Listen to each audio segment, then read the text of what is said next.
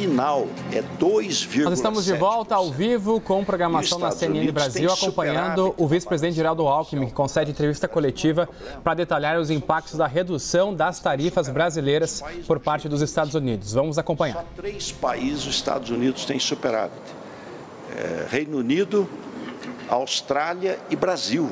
E um superávit grande, tanto no setor de serviços quanto de bens. Então, nós estamos otimistas, foi dado um passo importante e acho que outros passos serão dados e na direção correta. Obrigado. O senhor já tem o percentual da falta de exportações do Brasil ou dos Estados Unidos que teve redução? A gente acabou de acompanhar a última resposta. O vice-presidente vai responder de novo, vamos ver. 23% o Brasil exportou ano passado, em números redondos, 40 bilhões de dólares. 40 bilhões de dólares. Isso representa 12% da exportação brasileira. Então, 12% da exportação do Brasil vai para os Estados Unidos. Primeiro é China, segundo é a União Europeia, terceiro é o Brasil, é os Estados Unidos. Mas os Estados Unidos é importante, que ele compra também valor agregado, produto de manufatura. Então, é importante também. Desses 40 bilhões, 23% estava zerado, estava zero, não tinha alíquota. Isso passou para 26% com essa decisão publicada ontem.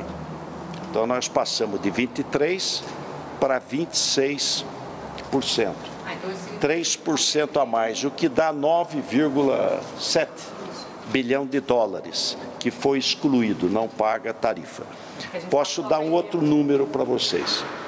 Dos 40 bilhões de dólares que nós exportamos no ano passado, uma outra conta, 42% ou é 0 ou é 10. 24% é seção 232. Seção 232, nós e o mundo estamos igual. Aço, alumínio e cobre é 50%, mas é para nós e para o mundo inteiro. Então, nós só perdemos competitividade para quem está dentro dos Estados Unidos. Mas não, em relação aos concorrentes, não perdemos. Sobraram, números redondos, 33%. Esses 33% é que é o problema, porque ficou 10 mais 40, que deu o tarifaço, 50%. Que agora baixou 10, ainda é alto, 40, e todo o empenho vai ser para reduzir mais, ou excluir totalmente, como foi o caso do suco de laranja, que virou 0, e que representa 1,2 bilhão de dólares de exportação para os Estados Unidos. Sempre que eu estou dando um número, estou me referindo ao ano passado. Obrigado.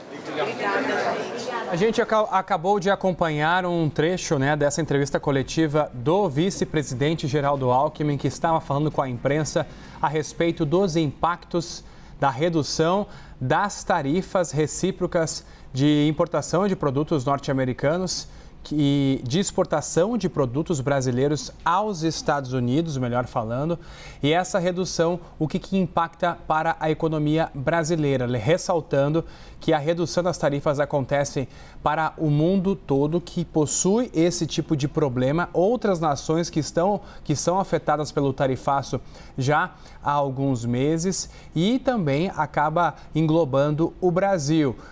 A redução que vem diminuir diminuir o impacto em produtos de setores que são muito importantes para a economia brasileira, como é o caso das frutas, também da carne bovina, tudo isso que é bastante positivo.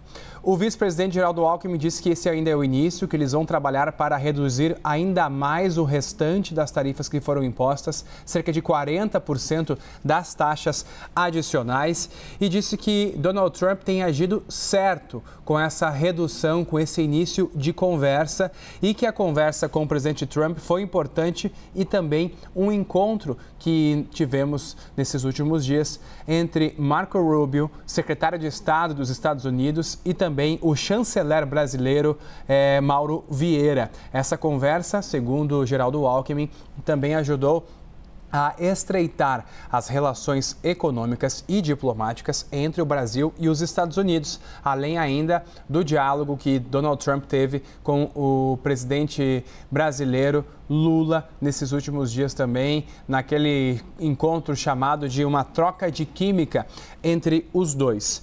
O vice-presidente disse que o Brasil quer resolver o produto por um todo, e porque quando o produto americano entra no Brasil, dos 10 mais exportados, 8 possuem tarifa zero. O vice-presidente pontua que o Brasil dá um superávit aos americanos por conta dessas tarifas, que a maioria dos produtos que são importados dos Estados Unidos, por exemplo, aqui para o Brasil, eles não possuem nenhum tipo de taxação, não são taxados, e que apenas 3 países do G20 possuem superávit com o Brasil, e um desses países é os Estados Unidos, o que demonstra, segundo o vice-presidente, de que os americanos possuem até uma certa vantagem econômica ao comprar os produtos brasileiros e ao vender também alguns produtos para o país.